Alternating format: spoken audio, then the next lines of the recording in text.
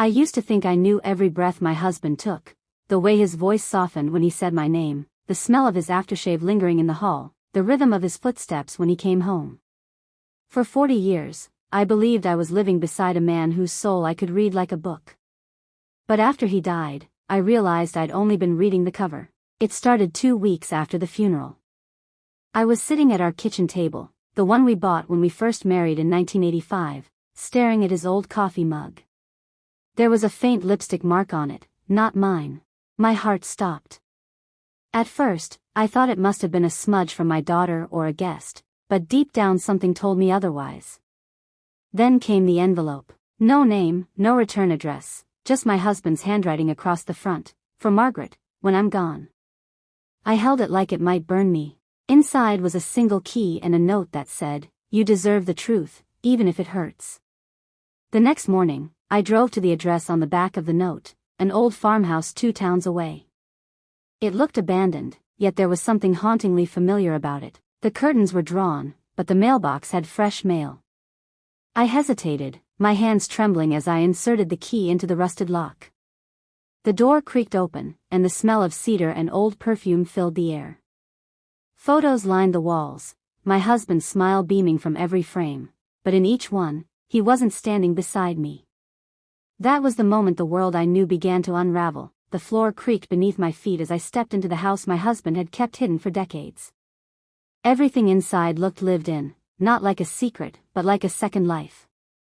A sweater draped over the couch, a half-finished crossword puzzle on the coffee table. A framed photo of my husband, holding a little boy I didn't recognize. My pulse thundered in my ears. "Who are you, Richard?" I whispered to the empty room. In the corner stood a small piano, the same model we once dreamed of buying when we were young but couldn't afford.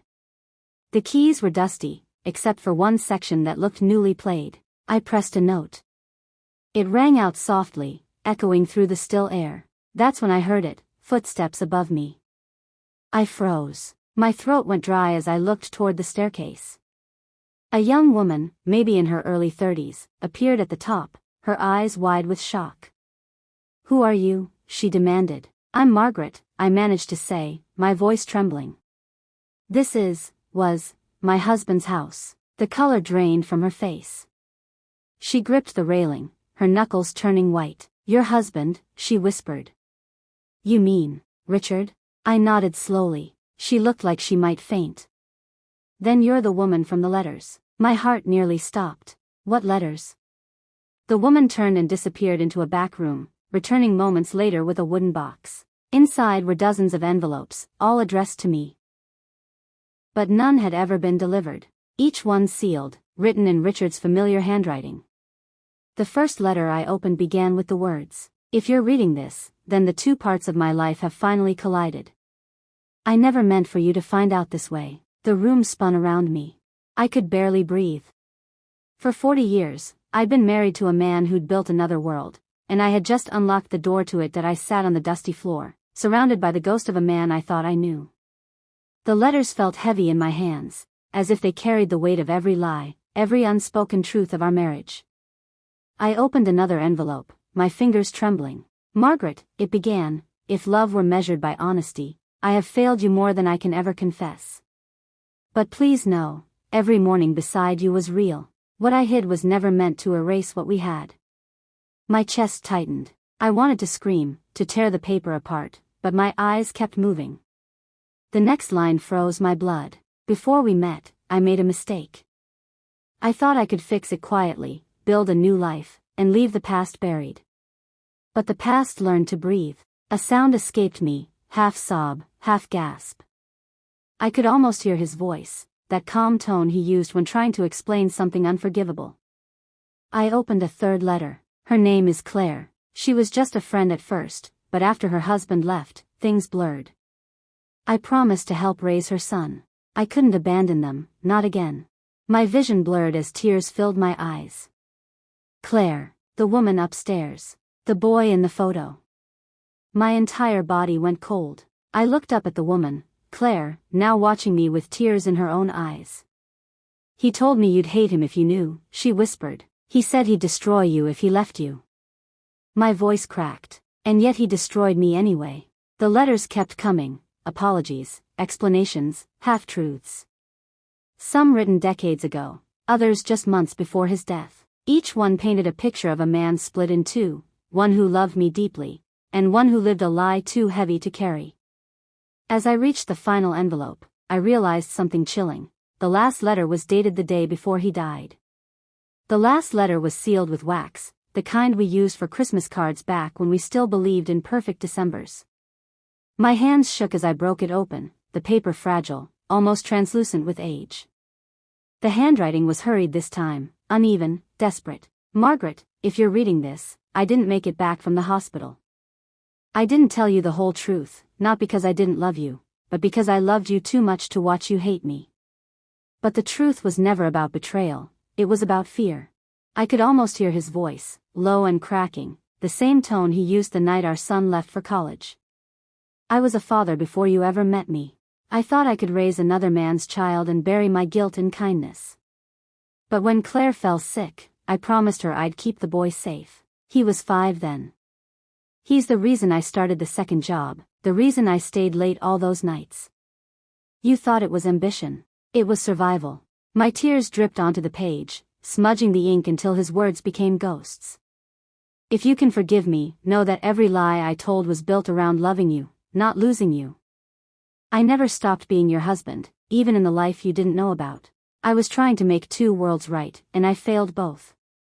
The letter ended with 3 words that hit harder than any confession. Don't hate him. I didn't know if he meant the boy, himself, or me. The air in the room felt thinner. Claire sat across from me, her eyes red but calm. He died trying to tell you, she said softly. He was on his way to you that morning. I folded the letter carefully, holding it to my chest. For the first time in 40 years, the silence between us made sense. It wasn't distance, it was weight. The weight of secrets, of love buried under guilt. And in that silence, I realized something cruel. Sometimes the truth doesn't set you free. It just changes the cage you're in. The house was silent again, that kind of silence that follows an earthquake. You don't hear peace, you hear what's left. Claire had gone upstairs, leaving me alone with the weight of the letters. I thought I was ready for anything, until I heard the door creak behind me. A young man stood there, tall, quiet, with the same green eyes that used to meet mine every morning across the breakfast table. My breath caught in my throat. It was like seeing Richard again, 20 years younger. He looked nervous. You must be Margaret, he said, his voice soft but steady. I couldn't speak. The words sat like stones in my chest. He took a hesitant step closer. I didn't know about you until I was 15. Mom told me he was helping an old friend. Then I found his letters, the ones he never sent. His gaze fell to the floor. I guess you hate me. That broke something in me. I don't hate you, I said, my voice cracking. But you're the proof that I didn't really know the man I shared a life with. He nodded slowly. He talked about you all the time, said you were the best thing he ever had, and the one thing he could never deserve. The room spun a little. I sat down, my legs too weak to hold me. Did he love her? I asked quietly. He hesitated. In his own way, I think he loved everyone he couldn't save. Tears blurred my vision. I wanted to be angry, to scream, but looking at him, all I saw was the innocence of a boy who'd inherited his father's burden. I don't know what to do with this, I whispered. How do you grieve for a man you never really met? He looked up at me, those same green eyes, but softer. Maybe, he said gently, you start by forgiving the part of him that still loved you. And for the first time since opening those letters, I felt my heart shift, not toward peace, but toward understanding. The next morning, I drove to the address on the last letter. It wasn't far, just 15 minutes from the home where I'd spent my entire marriage. 15 minutes. That's how close his secret had lived to me. The house was small, quiet, with ivy crawling up the walls like time reclaiming what we'd stolen from it. Claire opened the door before I could knock. Her eyes were red, but there was no fear, only resignation. I didn't think you'd come, she said softly. I almost didn't, I replied, my voice thin. But I needed to see it, to see the life he built here. She stepped aside. Inside, The air smelled faintly of coffee and old wood. There were photos on the mantel, a child's birthday, a Christmas morning, a man laughing behind the camera. My heart stopped. His laughter had lived here, too. Claire walked over to the kitchen table and placed a worn photo album in front of me. "He kept these for you," she said. "He wanted you to know someday. He just ran out of someday." I opened the album. The first picture was of my husband and the boy, fishing at a lake I didn't recognize. The next, a candid shot of Claire watching them. No betrayal in her eyes. Just love. Just life. "I hated you," I whispered. "I thought you stole him." She shook her head. "He was never mine to steal. He just couldn't stop trying to fix the world, even when it broke us all." Her honesty disarmed me. I had expected tears or excuses, not truth. "I don't know how to forgive this," I said quietly. Claire looked at me with the weary grace of someone who had already forgiven too much. "Maybe forgiveness isn't for him," she said. "Maybe it's for you, so you can finally stop living in the shadow of what he hid." I left the house with the photo album pressed to my chest. The sky outside was heavy with rain, and for the first time in 40 years, I felt it, the weight of my own story, not his. And as the first drops fell, I realized something that made me tremble. You can't compete with a ghost, you can only let it rest. When I got home, the rain had turned into a storm, the kind that makes the windows shudder like they're afraid to listen. Daniel was waiting in the living room, his jacket still damp from the weather. He'd seen the look on my face before, the look of a woman who'd lost something she could never name. "Mom," he said carefully, "you've been gone all day. Where were you?" I placed the photo album on the table between us. He looked down, confused. "Who are these people?" "Your father's other family," I whispered. He laughed, but it was hollow. "That's not funny." I didn't smile. "It's not a joke, Daniel. He had a son before you, a woman he never stopped helping, or loving." The air in the room thickened. Daniel's jaw clenched, his knuckles white against his jeans. "You're telling me Dad cheated on you?" I shook my head. "No. It's worse. He lied to both of us, not out of lust, but guilt. He carried a life he couldn't confess to, and it ate him alive." Daniel stood, pacing. "All my life, I looked up to him. Every decision I made, college, my job, I wanted to make him proud. And now you're saying it was all built on a lie?" Tears burned my eyes. "No, sweetheart. It was built on love, twisted, flawed love. But it was still love." He turned away, his voice breaking. "So what do we do now, Mom? How do you honor a man who betrayed his own truth?" I walked to him, placing a trembling hand on his shoulder. "By not repeating his silence. By letting the truth exist, ugly, painful, real." He didn't turn around, but I saw his reflection in the window, tears running down his face. "He was supposed to be the good one," he whispered. "He was," I said softly. "But good people can still drown in the lies they tell to stay good." The storm outside cracked, lightning slicing through the sky.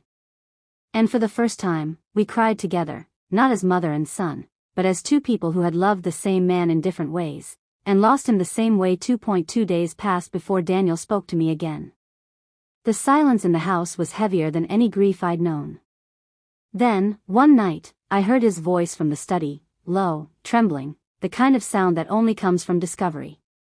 "Mom," he called, "you need to see this." I walked in to find him sitting at my late husband's desk. The drawers were open, papers scattered, and an old tape recorder sat in front of him. The faint hiss of an aged cassette filled the air. He pressed play. At first, all I heard was static, then my husband's voice, shaky, quiet, and painfully human. "If you're hearing this, it means I didn't get to tell you myself. I tried to live two lives, one of duty, one of guilt. I thought I could protect everyone by hiding the truth. But lies, no matter how noble, rot the soul." Daniel's eyes met mine. I could see him breaking, not out of anger, but out of recognition. "Margaret," the voice continued, "you were my anchor. You kept me from disappearing completely. But I failed you. And if Daniel ever finds this, son, I hope you understand. Being a good man isn't about never falling. It's about facing what you've broken." The tape clicked off. The silence that followed felt alive. Daniel covered his face with his hands. He knew, Mom. He knew what he was doing to us. I nodded slowly. He carried the weight until it crushed him. Daniel stood, pacing. He wanted forgiveness. Yes, I said softly. But he didn't know how to ask for it. For a long moment, neither of us moved. Then Daniel walked to the fireplace and tossed the tape inside.